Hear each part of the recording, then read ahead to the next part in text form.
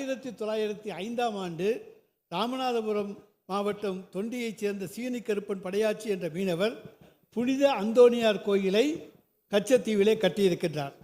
1913ஆம் ஆண்டில் சென்னை அரசாங்கம், சென்னை ராஜதானி ராமநாதபுரம் ஜமீன்தாரோடு ஒரு ஒப்பந்தம் செய்து கொண்டு கச்சத்தீவிலே 13 ஆண்டுகளுக்கு தமிழ்நாட்டினுடைய மீனவர்கள் அங்கே மீன்பிடிக்கவும் மீன்வலைகளை அங்கே புலர்த்துவதற்கும் அன்றைக்கு ஒரு ஒப்பந்தத்தை சென்னை ராஜதானி ராமநாதபுரம் ஜமீன்தாரோடு ஒப்பந்தம் செய்து கொண்டிருக்கிறார்கள்.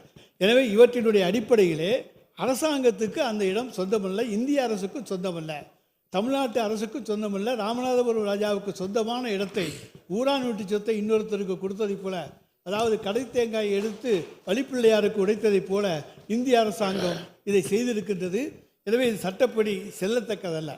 அடுத்ததாக 1954 வெளியான இலங்கை வரைபடத்திலே கச்சத்தீவு